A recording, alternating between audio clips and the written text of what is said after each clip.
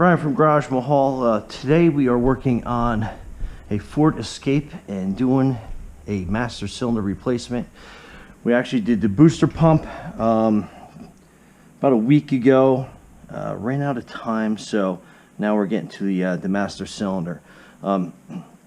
Anyway, first thing, make sure that your brake lines are going to be ready to come off easy enough. So, you know, always make sure. I pre-loosened them already. It was a 14 mil.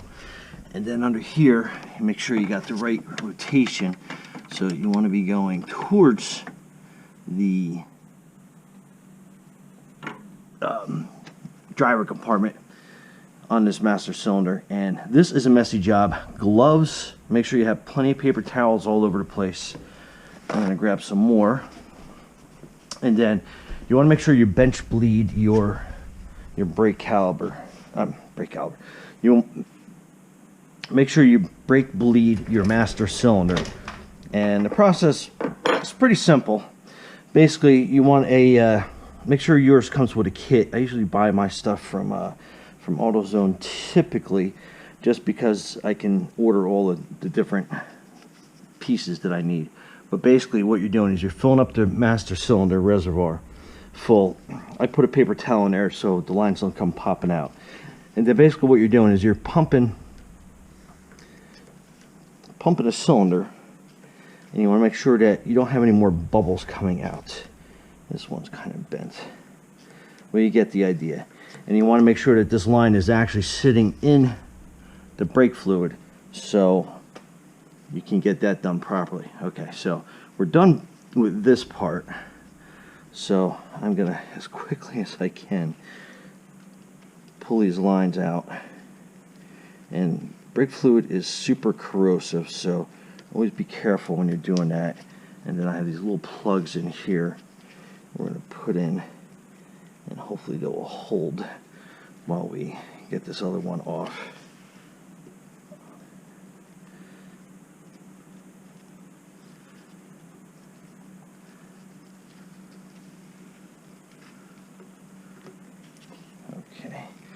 Like I said, this is always a really messy process. Okay, so that master cylinder is basically just about ready to go. It's actually going to bleed out all over the place on me, I'm sure.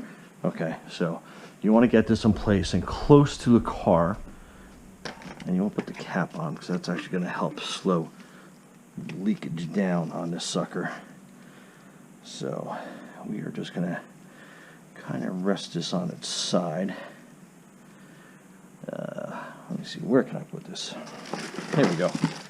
Nice Mr. Coca-Cola box. So we're going to lay that down there like that. And like I said, always have plenty of paper towels ready. And it's going to leak. I mean, it's inevitable. So you want to make sure that you get as much brake fluid out of that old one as possible. So I'm going to use my handy dandy turkey baster, and we are going to get as much out of this old one as we can. Now the only problem is that you end up needing a new turkey baster each and every time you do this, because it's going to swell this little suction cup on the end if it comes in contact with the brake fluid. And again, you want to try to get out as much as you can. They have little pumps that you can use. I like doing it like this. Okay, so we're gonna leak. On this end, I have paper towels down, and I have a catch tray at the bottom. And when you're all done, you want to make sure that you spray brake cleaner all over this to kind of get all that stuff out of the way. Anyhow, we'll put the cap on to slow the leak. And it's basically, it's a 14 millimeter brake bolt that's on here. And once you get it so far, it should kind of be like ready to come off, hand loose. Okay. I like the new flexible cables on that. Yep, you're the wrong way. This always gets confusing.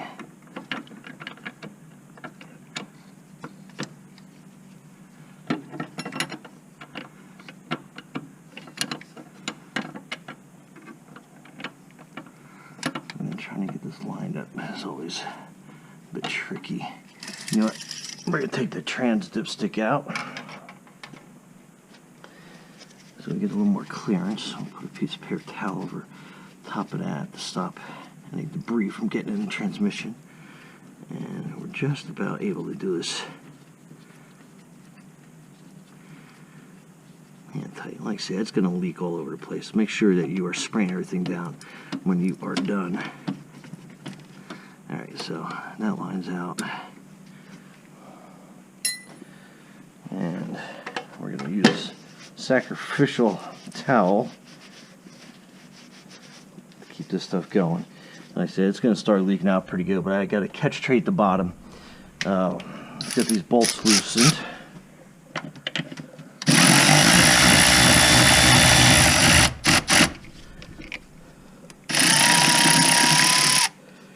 Make sure we don't drop those.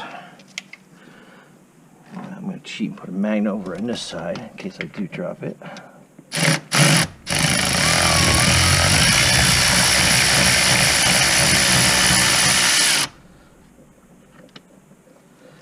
Almost.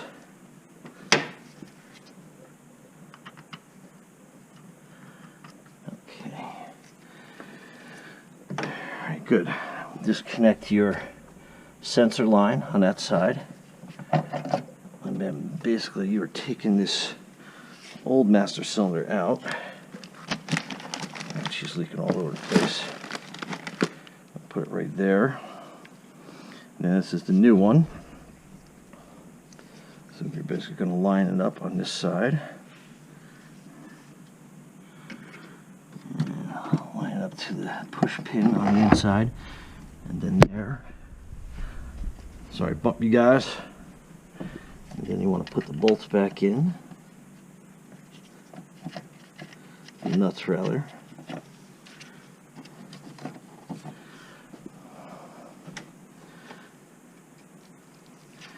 always like to start with magnets sometimes because you don't have to worry about dropping it, or as long as you get it lined up right.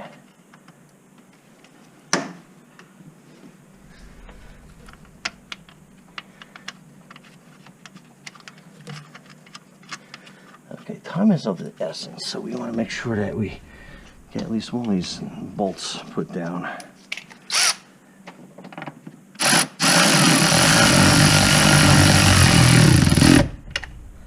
Okay. Alright, we'll tighten them up at the end, but time is of the essence here, so we want to make sure that we are getting this line in here. Get that lined up, start spinning. Alright, then we're going to go below here and make sure that we connect, make sure we pull this little rubber gasket out. And we'll put that one in there. Then we'll spin it, and this is going to be basically, it's clockwise spinning it in, but you're coming from underneath, so it's kind of hard to see which way you got to go. Alright, so basically it's going to be spinning it this way. And I lost the boot for up here, but okay. And always check your level. You don't want to make sure it doesn't leak out completely, because if it does, you're going to have to redo your bench bleed. Okay, so looks like I got the threads lined up, so we're going to start tightening this down. And they have to be snug. They don't have to be like He-Man tight, because then you risk the breaking the body and the bolt itself. And when I'm having so much difficulties, I'm using flare wrenches, which is the only thing that you should be using on these. So you have more points of contact, so you're doing the least amount of damage possible. Alright.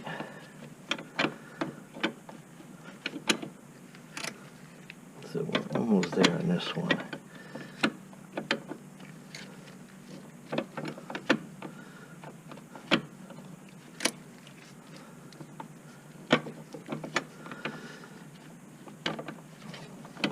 This said, you need a flare wrench on this, but they are difficult to maneuver sometimes. Okay, so there. We're nice and tight on that one. Now it's going to be tricky getting to the bottom one, which continues to leak like a sieve, obviously, but a couple turns here will stop that. And actually, I had that down pretty good. Okay, so that's nice and tight down there. Like I said, we got most of the leak here with the paper towels, so we'll throw that out.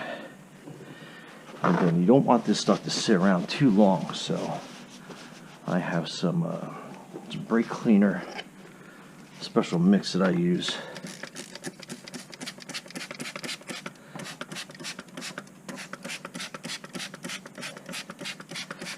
I'll spray it all down. Okay, a regular brake cleaner. And if you listen, you can hear it dripping into my pan down below, so.